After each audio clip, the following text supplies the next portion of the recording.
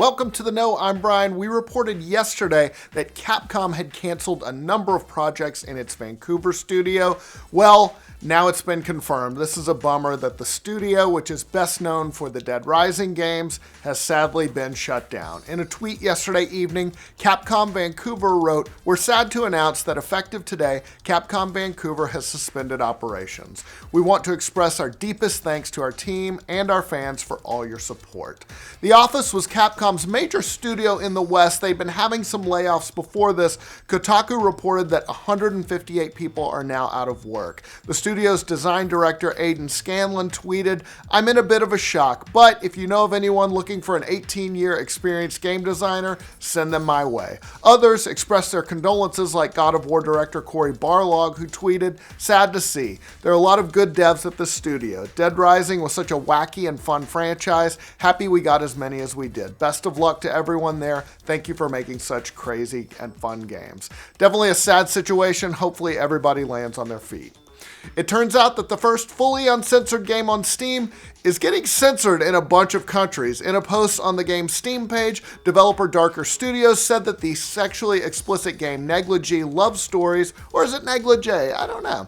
It's being restricted in 28 countries. The dev wrote, "I do not want to restrict any countries. If it was up to me, the game would be freely available to everyone, no matter where you are. Sadly, every country has its own laws and rules, and different countries are strict or lax on different things. We have no choice but to abide by all laws for the sale of our games based on the content included."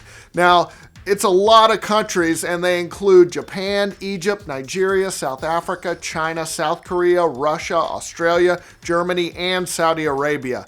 Luckily, the US is still good. Yes. The developer wrote that they are doing this to protect themselves against potential fines and lawsuits, writing, "The fact is, these restrictions are the downside of being the poster child for the first fully uncensored adult game on Steam. If it's available in your country, you can buy it right now." Is PlayerUnknown's Battlegrounds coming to the PlayStation 4? It kind of seems like it. Twitter user Nibel noticed the Korean Games Rating Board issued a rating for the game, which is a pretty good sign that it could be on the way. Now, of course, PUBG has been out on PC and Xbox One for a while now, but there might be some sort of console exclusivity deal that will expire in the future, so that might be why we're going to see it on the PS4. Speaking of games rated in South Korea, the same board also rated Castlevania Requiem, Symphony of the Night, and Rondo of Blood for the PS4 too. That has not been announced, but it seems like it's a collection of the 1997 Symphony of the Night, which is a classic, and 1993's Rondo of Blood. Speaking of games coming to consoles, the MOBA Arena of Valor is heading to the Switch this month. Nintendo Life reported that the Japanese version of the eShop has an arrival date of September 25th for the game. No word on a Western release date, and the UK eShop has its release date listed as autumn of 2018. That's the fall. If you're not familiar, Arena of Valor is one of the most popular games in the world. It's very MOBA, it's very League of Legends, Dota 2-ish, but it's got more than 200 million players. It's especially big on mobile in China, and there's nothing really like it on the Switch currently, so it'll be interesting to see how it does. Last month was a good one for the latest Madden game. VentureBeats reports that Madden NFL 19 topped the sales charts for August, and it was the fastest selling game in the franchise since Madden NFL 13. It was followed by Monster Hunter World, that's thanks to the recent PC port, and Rainbow Six Siege. According to NPD numbers, the best-selling games of 2018 so far are top one is Far Cry 5, then God of War, Monster Hunter World, Madden NFL 19, and Grand Theft Auto 5, still hanging on. Gamers in the US spent nearly $800 million on hardware, software, and accessories for the month. That is a 26% increase from a year ago. Switch owners are finally going to get a look at the remastered version of Dark Souls very soon. Get ready to praise the sun again. In an email, Bandai Namco says that a network test for the game will begin this Friday, and it'll run through Sunday. Now, the test is going to last for 4 hours each day starting at 7 p.m. Eastern. The full game launches on October 19th. Oh, quick note, you're going to need to have a Switch Online subscription if you want to participate in the network test. It's just the way of the world now. The remastered version of Dark Souls has been out for months now on other consoles, but the Switch version got delayed. Very cool to see we finally got a release date in sight.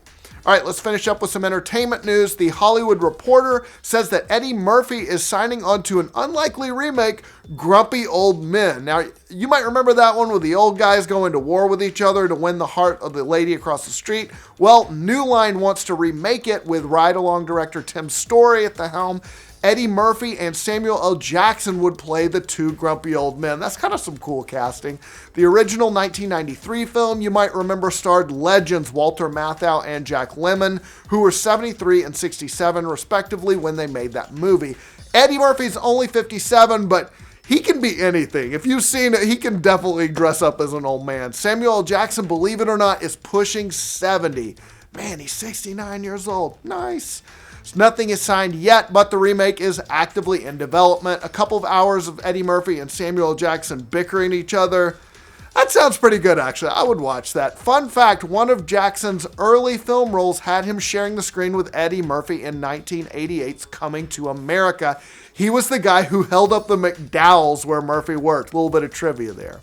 All right, one more story, possibly the biggest entertainment news of the week, concerns Disney's upcoming streaming service. They are going all out on this thing. We already have Jon Favreau working on a live-action Star Wars TV show that will exclusively play on the streaming service, and now comes word that they're planning multiple limited series set in the MCU canon featuring well-known MCU characters. Variety has the story, and they mentioned that both Loki and the Scarlet Witch as being top of the list for this honor. The crazy part is they're getting the film actors to return for these standalone series. They're expected to be 6 to 8 episodes each, which would mean that Tom Hiddleston would be coming back as Loki. Elizabeth Olsen would get her own time to shine as well. It's pretty cool, and probably they're only able to do this because it's a limited series. Otherwise, they probably couldn't commit indefinitely.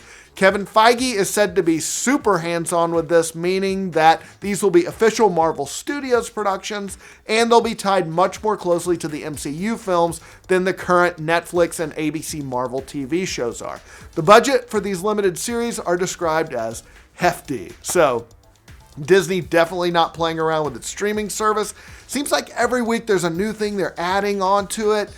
But Netflix, it has a little bit of time to breathe, though. The rival streaming service isn't expected to launch until next year, but when it does, it's going to be crazy. Damn, I'm going to have to sign up for another streaming service. There are too many of these things. Gee, y'all need to... Well, I don't know. Disney will just end up buying everything. Anyway, that is all the news we've got for today. Let us know what you think about all these stories down in the comments below. And for all your news from every corner of the internet, like this video, subscribe to The Know. Russia, Australia, Germany, and Saudi Arabia. Luckily, the US is still good. Yes. The developer wrote that they are doing this to protect themselves against potential fines and lawsuits, writing, "The fact is, these restrictions are the downside of being the poster child for the first